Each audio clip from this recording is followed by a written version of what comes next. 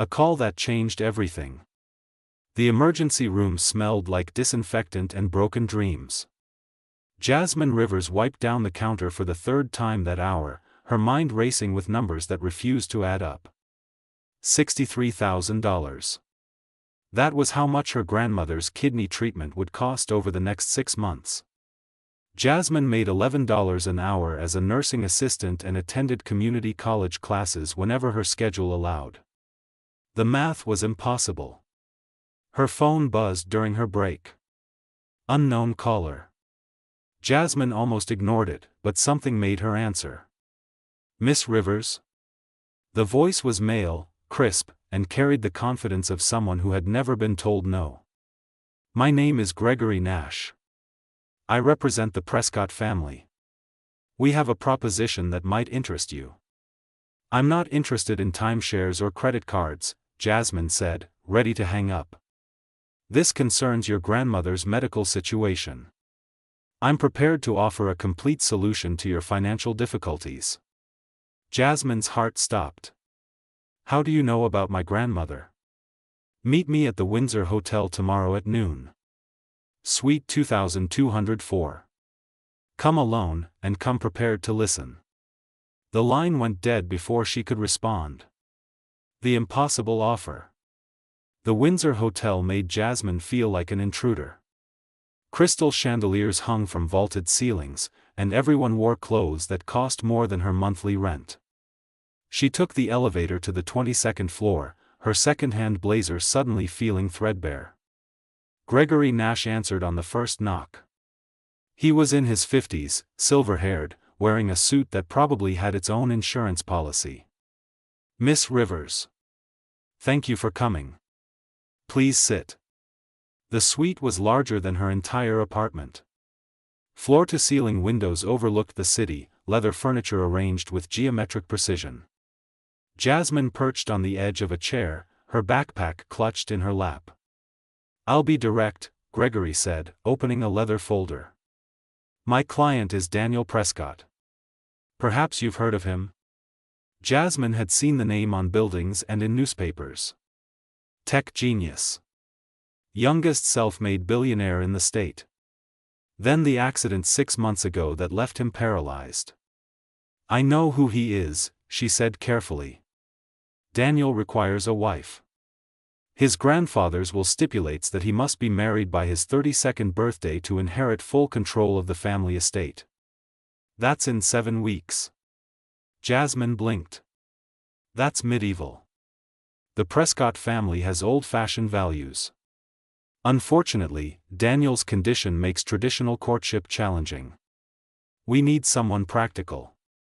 Someone who understands this is a business arrangement. He slid a document across the table. 6-month contract. All of your grandmother's medical bills paid immediately. An additional $150,000 upon completion of the contract. You would live at Prescott Manor, attend necessary public functions, and maintain the appearance of a legitimate marriage. In private, you would have complete independence. Jasmine's hands trembled as she looked at the numbers. This was impossible. People didn't just offer this kind of money. Why me? She whispered. You need the money desperately enough not to refuse. You have no social connections to complicate matters. And frankly, you're presentable enough to be believable. His gaze was clinical. You're not looking for romance. You're looking for survival. That makes you perfect. The words stung because they were true. I need to think about it. You have until tomorrow morning. After that, we find someone else. Gregory handed her a business card. Your grandmother doesn't have time for lengthy deliberation, Miss Rivers. The hardest choice. That night, Jasmine sat beside Rita's hospital bed. Her grandmother was sleeping, her breathing labored even with the oxygen tube. Rita had raised Jasmine after the car accident that killed her parents when she was 9. She had worked 2 jobs, sacrificed everything, to give Jasmine a chance at a better life. Now Rita was dying because they couldn't afford treatment. Jasmine pulled out her phone and stared at Gregory's business card. This was insane. Marrying a stranger. Selling herself, essentially, for money. But wasn't that what people did every day? Took jobs they hated, stayed in situations that destroyed them, all for survival? At least this was honest about being a transaction.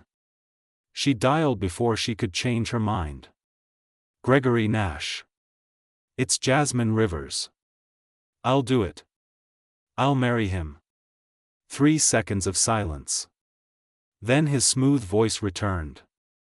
Excellent decision. My assistant will send documents tonight. Be at Prescott Manor tomorrow at 10 a.m. Bring essentials for a 2-week stay. Wait, I have work and classes. You'll be compensated for lost wages. Your grandmother will be transferred to Memorial Heights Hospital tomorrow morning. They're expecting her. Memorial Heights. The best hospital in the state. Where treatment actually worked and patients got well instead of just getting by. Just like that? Just like that, Miss Rivers. When you marry a Prescott, things happen quickly. Entering a new world. The next morning, Jasmine watched paramedics load Rita into the cleanest ambulance she had ever seen. Her grandmother was confused, reaching for her hand. Where are we going, sweetheart?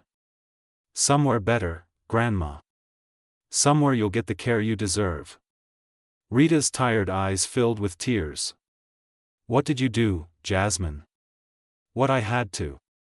What you taught me to do. Whatever it takes to protect family.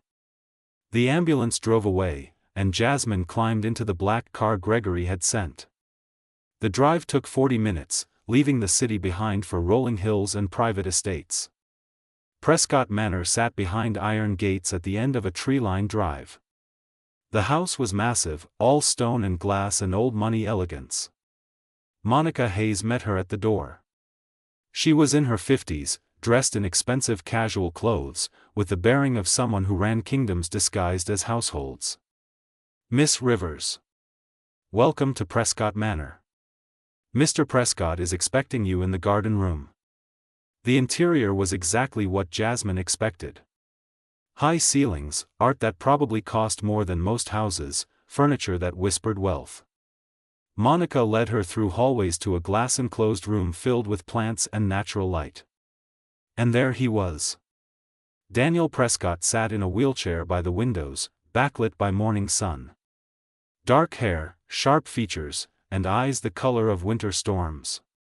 He wore a simple black sweater and dark pants, but even sitting, his presence filled the room. His gaze found her immediately, assessing. "You're late," he said. His voice was cold, empty. "It's 10 o'clock. You said 10. I said 10. That means arrive at 9:45. Jasmine felt her spine straighten. She'd spent her life being underestimated by people with money. "I'll remember that for next time." One eyebrow rose. "Will you?" They stared at each other. Then Daniel gestured to a chair. "Sit." "Please," Jasmine said sweetly, not moving. "Excuse me?" "Sit, please." That's how people ask. His jaw tightened. For a moment she thought he might throw her out. Then his lips curved in something that might have been a smile if it had warmth. "Sit. Please." The terms of their arrangement. Jasmine sat, placing her bag beside her feet. The chair was probably worth more than everything she owned. Gregory explained the terms.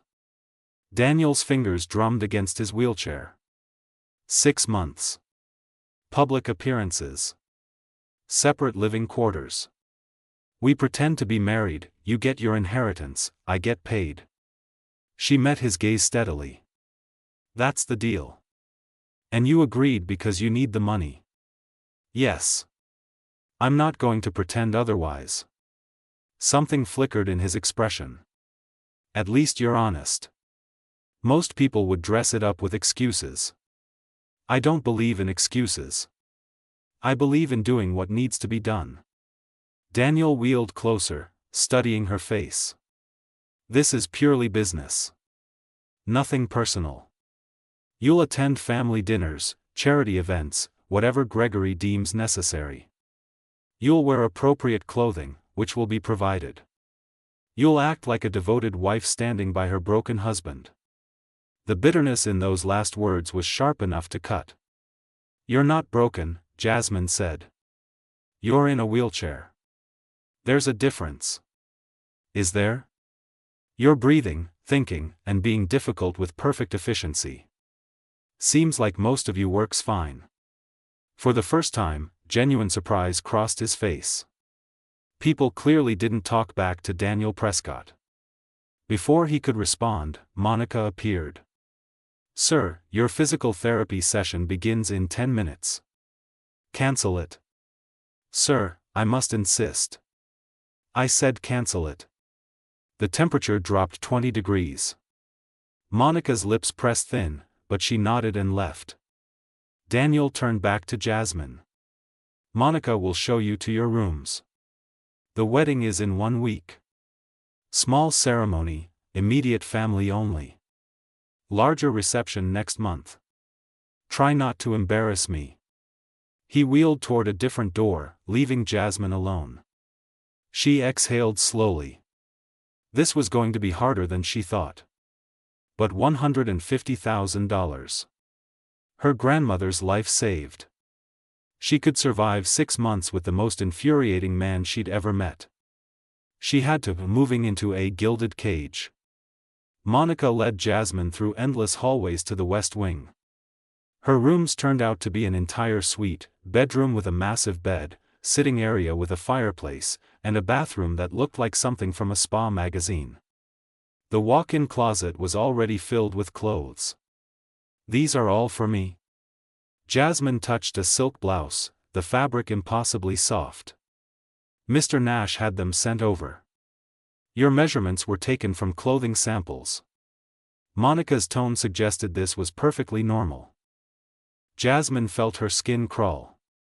They had gone through her things, catalogued her sizes, acquired her like inventory. This wasn't a marriage. It was a business merger. Dinner is at 7, Monica continued. Dress code is business casual. You'll dine with Mr. Prescott in the main dining room. Can't we just eat in the kitchen like normal people? Monica's expression suggested Jasmine had proposed eating off the floor. The Prescotts don't dine in the kitchen, Miss Rivers. After Monica left, Jasmine collapsed on the bed and stared at the ornate ceiling. 1 week until the wedding. 6 months of pretending. She pulled out her phone and texted her best friend from nursing school. You won't believe what I just agreed to. But she couldn't send it. The non-disclosure agreement she'd signed that morning was 40 pages long. She couldn't tell anyone the truth about this arrangement. As far as the world was concerned, this was a real marriage. She was completely alone in this. First dinner and unexpected truths. At 6:55, Jasmine stood in front of the mirror wearing an emerald dress that made her eyes look greener. She'd tried on 6 outfits before settling on this one. Everything in the closet fit perfectly, which somehow made it worse. They had planned for her like a chess piece. The dining room could seat 30 people easily. A chandelier hung over a polished table that reflected the light like still water. Daniel was already there, positioned at the head, wearing a dark blue shirt that made his storm gray eyes even more intense. He looked up as she entered. You clean up well. You say the sweetest things. His lips twitched. The small fork is for salad. Work your way inward. I know how formal dining works, she lied. Jasmine sat to his right. Monica appeared with the first course, some kind of soup with garnishes that looked too pretty to eat. She waited for Daniel to start, then copied his movements. So, she said after a few bites. Are we going to sit in painful silence every meal, or can we have actual conversations?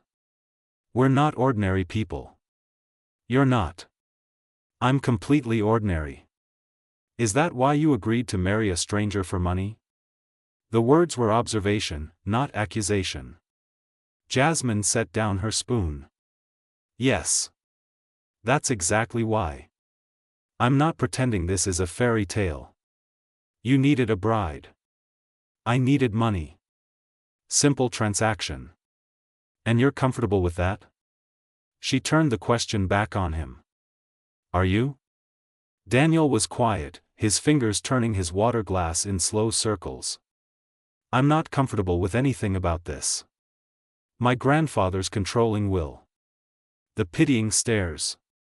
Half my board thinks I should step down because I can't walk into meetings. His voice was controlled, but she heard the fury underneath.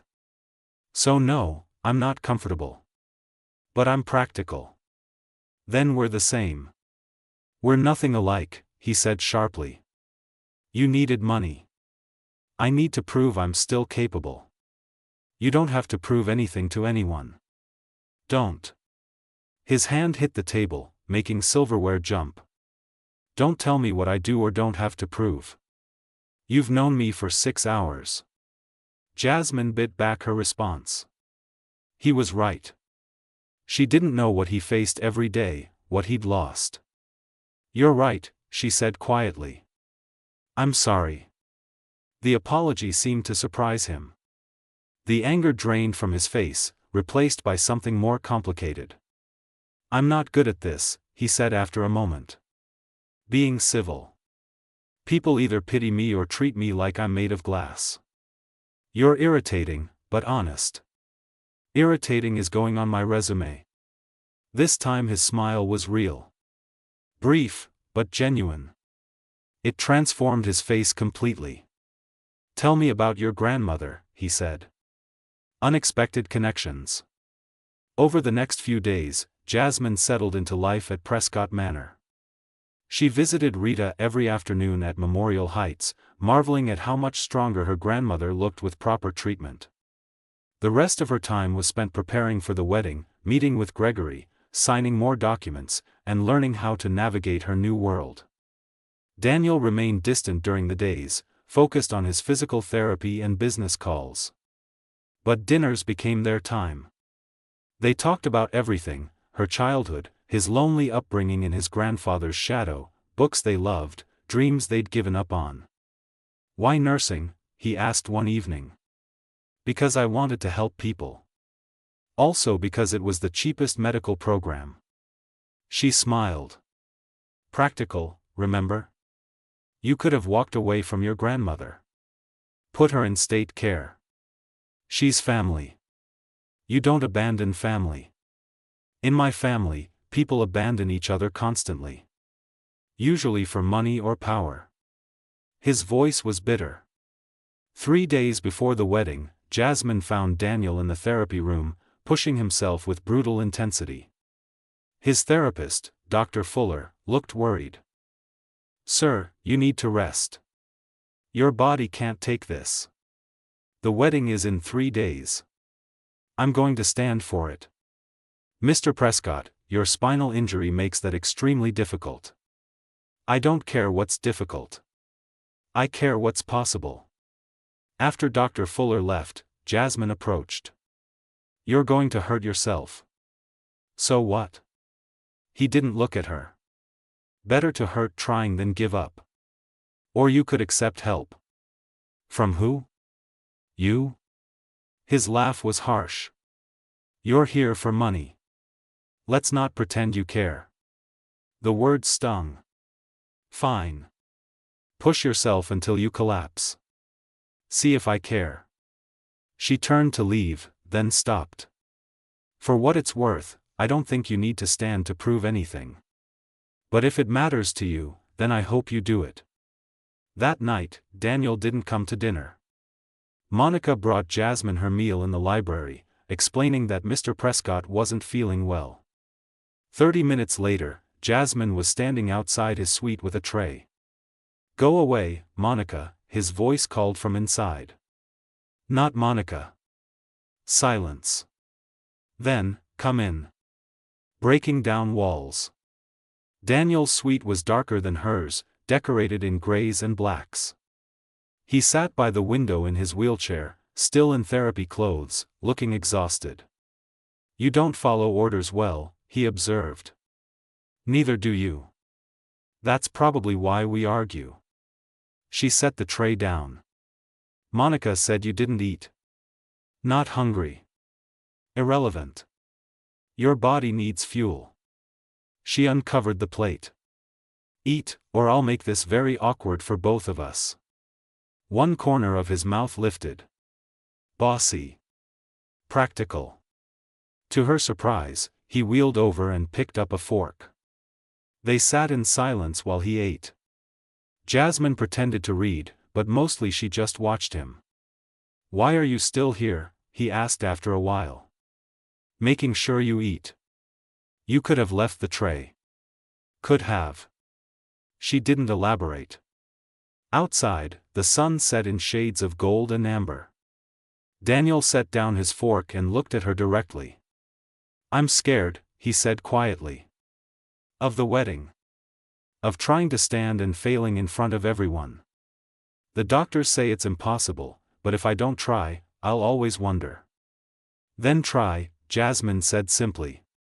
"And if you fall, you fall. At least you'll know." "You make it sound simple." "It's not simple. It's terrifying. But you're not the only one who's scared." She closed her book. "I'm terrified too. I'm about to marry someone I barely know and pretend to be something I'm not. Every moment here, I feel like an imposter." "You don't look scared. That's the armor. Yours is coldness. Mine is sarcasm. Same function." Something shifted in his expression. "Understanding, maybe." "Thank you," he said softly. "For dinner. For not treating me like I'm broken." "You're not broken, Daniel. Just rearranged." Their eyes held for a long moment. Then Jasmine stood. "Get some rest. Big day in 3 days." "Jasmine," he called as she reached the door. "Yes?" "I'm glad it's you. For what it's worth." Her heart did something complicated in her chest.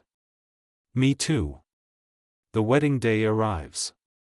The morning of the wedding, Jasmine woke to find her suite transformed. Flowers everywhere, and a team of professionals ready to make her look like she belonged in Daniel's world. The dress was simple ivory silk, elegant and sophisticated, nothing like the princess gown she'd imagined as a child. But when she looked in the mirror, she barely recognized herself. Hair swept up, makeup perfect, the dress flowing around her like water. She looked like someone who could marry a billionaire.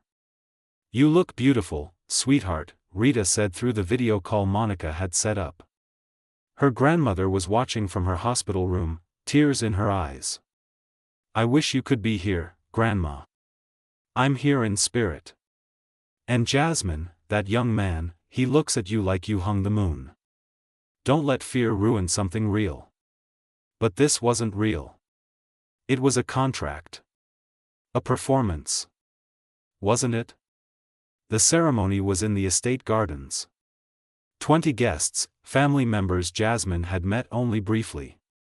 She walked down the aisle alone, clutching a bouquet of white roses, her heart pounding.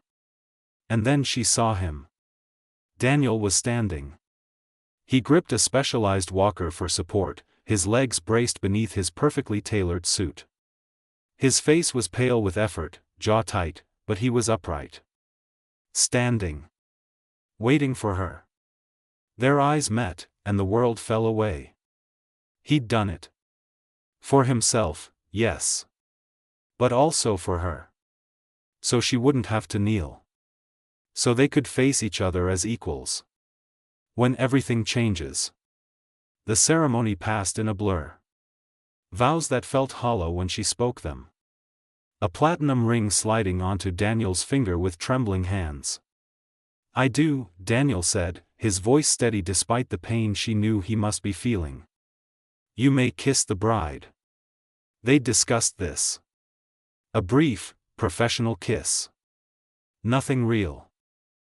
But when Daniel's hand cupped her face, when he leaned forward with agonizing effort, when his lips touched hers, soft and reverent, Jasmine felt something crack open inside her chest. The kiss lasted maybe 3 seconds. It felt eternal.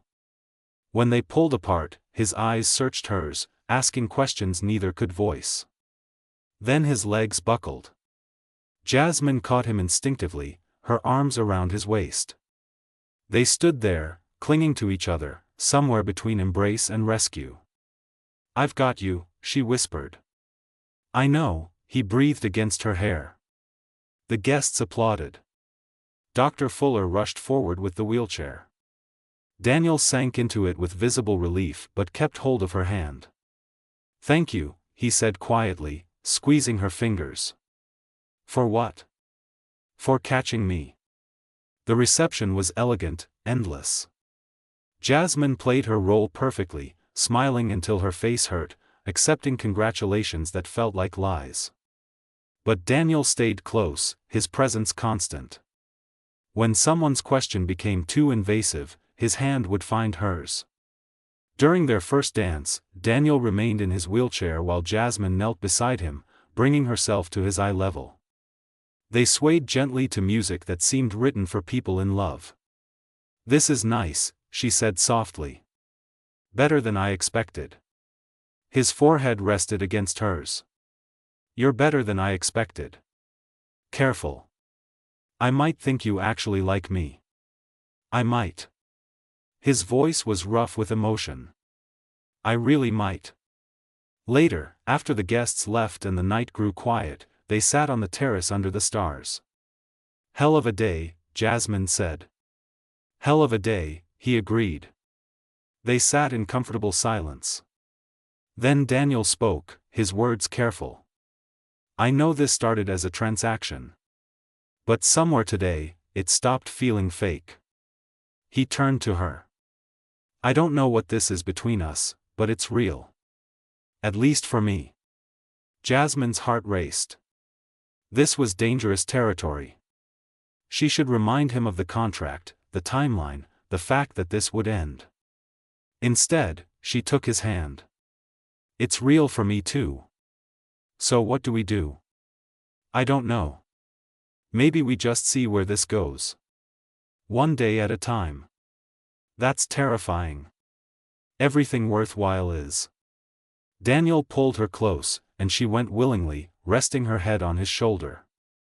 Above them, stars wheeled through an endless sky, and Jasmine let herself believe that maybe, just maybe, some transactions could become real. Building something true. The weeks after the wedding felt like discovering a new language. Jasmine and Daniel fell into rhythms that felt natural, almost inevitable.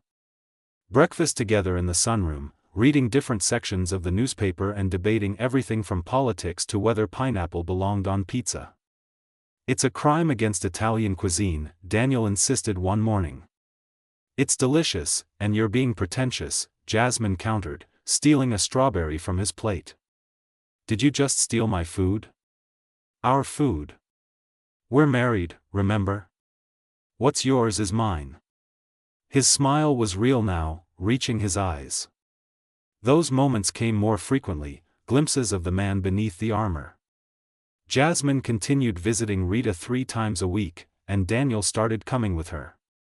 He'd sit quietly while grandmother and granddaughter talked, occasionally answering Rita's gentle questions about how he was treating her girl. "Like a queen," he'd said once, catching Jasmine's eye. "A very stubborn, argumentative queen." "All the best queens are stubborn," Rita had laughed. Physical therapy became their shared project. Jasmine attended every session, learning techniques from Dr. Fuller, encouraging Daniel when frustration made him want to quit. 5 more reps, she'd urge. "I can't. You stood for our wedding. This is nothing. This is torture." "Same thing. Now do 5 more." And he would, his eyes finding hers for strength. The touches increased. His hand on her lower back as they walked through the gardens. Her fingers brushing hair from his forehead at dinner. Small intimacies that felt enormous. Jasmine found herself thinking about him constantly, wondering what he was doing, wanting to share every small moment. This was dangerous. This was not the plan. This was everything she hadn't known she wanted. The first real test. 2 months into the marriage, Gregory requested a meeting. They gathered in Daniel's study, the attorney's expression professionally neutral. "The board is satisfied," Gregory announced. "The marriage meets all requirements of the will. You'll have full control of the Prescott inheritance on schedule, Daniel." "Good," Daniel said curtly. Gregory's gaze shifted between them.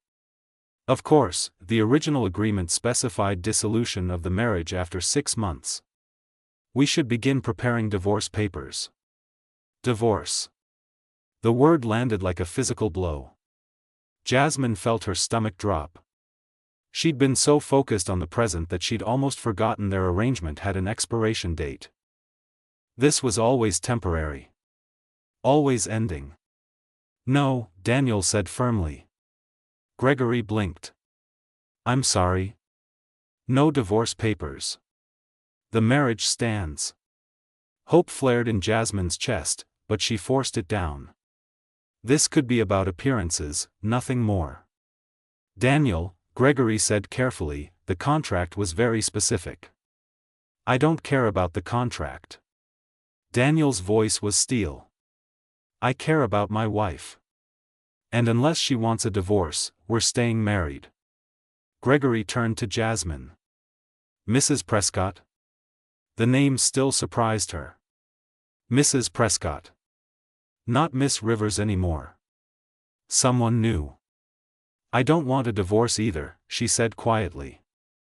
Relief flooded Daniel's face. Gregory looked between them, understanding dawning. "I see.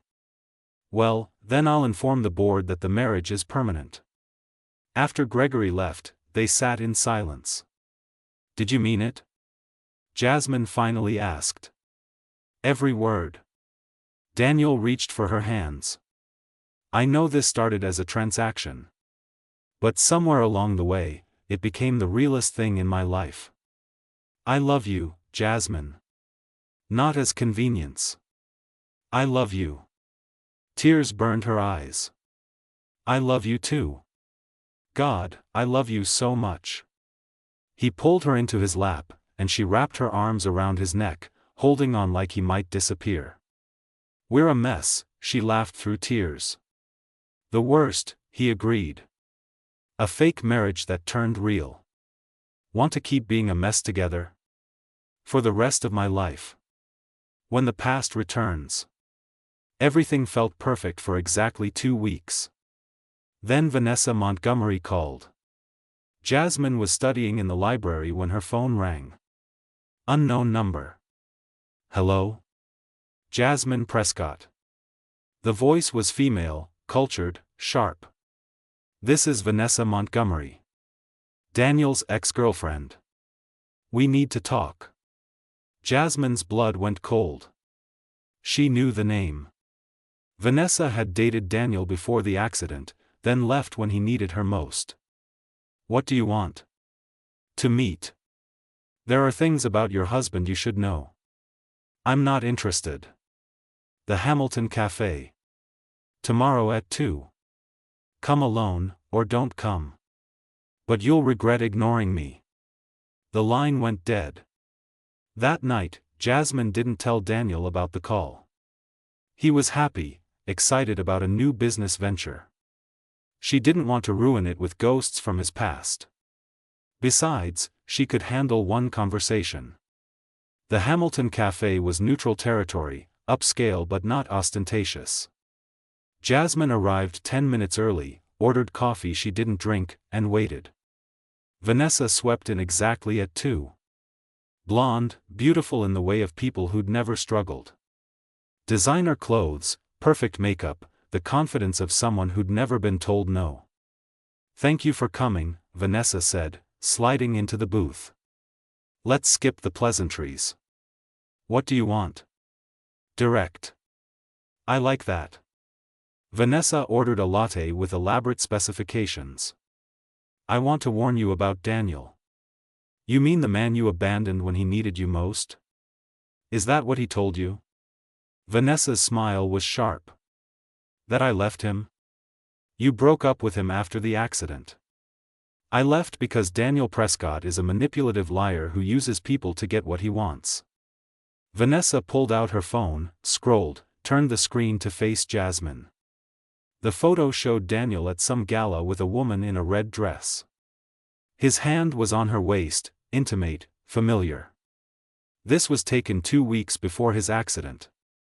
While we were together. Vanessa's voice was cold. He cheated on me repeatedly. When the accident happened, I realized I didn't want to waste my life on someone like that. Jasmine's hands clenched. I don't believe you. Of course you don't. You're in love. Vanessa leaned forward. But ask yourself this. How did you meet? Some fairy tale coincidence? Or did he research you, find someone desperate enough to say yes to his contract? The words hit like bullets. Check his emails. His old messages. I guarantee you'll find evidence that he investigated you thoroughly before making that offer. This wasn't fate. It was strategy. Vanessa stood, dropped money on the table. I'm not telling you this to be cruel. I'm telling you so you don't waste years on someone who only cares about himself. The accident didn't change him. It just made him more careful about hiding who he really is. She left, and Jasmine sat frozen, her world tilting. Confrontation and truth. That evening, Jasmine couldn't hide her mood. Daniel noticed immediately. Something's wrong, he said over dinner. Just tired. Don't lie to me. What happened? Did you research me? The question came out sharper than intended. Before the contract. Did you investigate my entire life? Daniel's expression shifted. Julian did background checks. Standard procedure. How much did you know before we met? He set down his fork carefully. Enough. Your financial situation. Your grandmother's illness. Your work history. We needed to ensure you were suitable. And desperate enough to agree. The way he said it so casually made her stomach turn. So this was always calculated. From the very beginning. The contract was calculated. What happened after wasn't. How do I know that? Her voice rose. How do I know any of this is real and not just another performance? Where is this coming from? Daniel's voice hardened. Did someone say something? Answer the question. Did you ever cheat on anyone? The silence that followed felt like falling. Who did you talk to? Daniel's face had gone cold. Vanessa. Not a question. A statement. She said you cheated on her. Repeatedly. That you're a manipulative liar.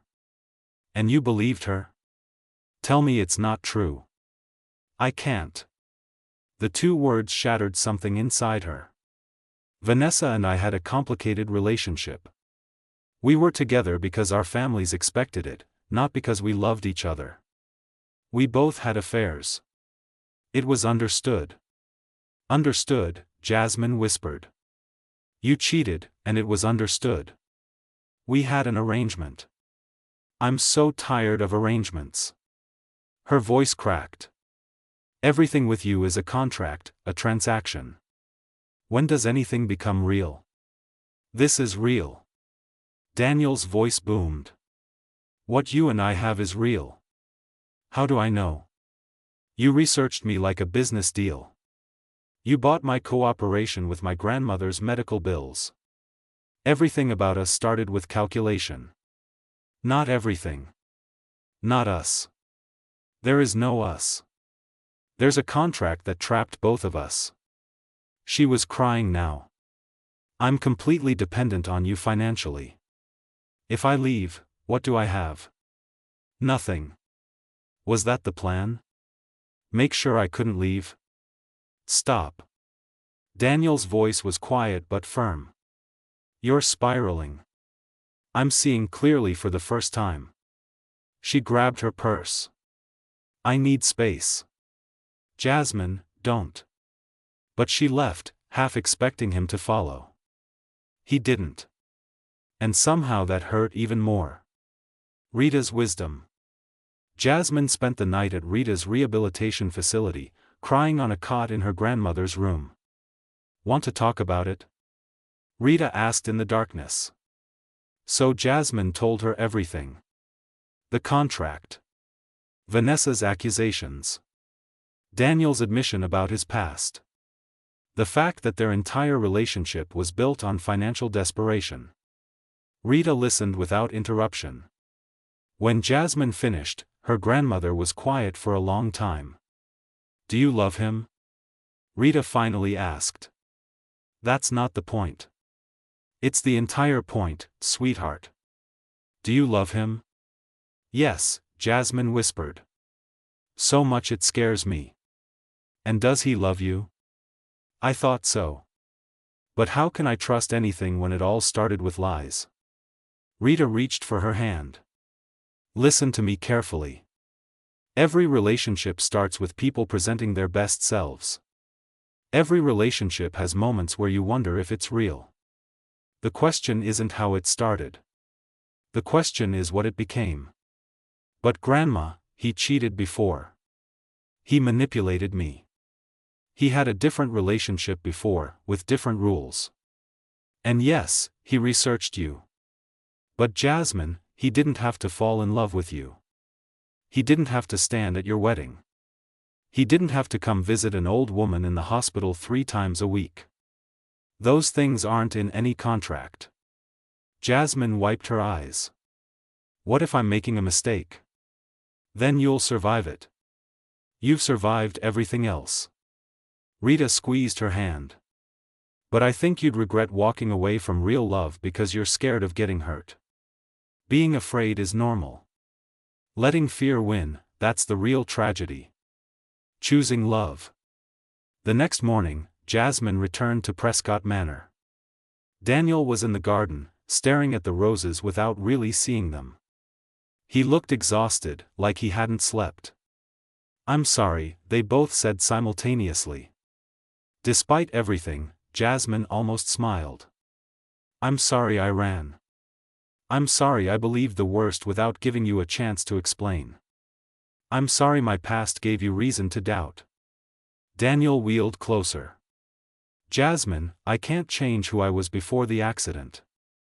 I was cold, calculating, and yes, sometimes cruel. I treated relationships like business deals because I didn't know how to do anything else. He reached for her hand. But you changed everything. You saw past the wheelchair, past the money, past all of it. You saw me. And for the first time in my life, I wanted to be better. Not to prove something to my board or my family. To be worthy of you.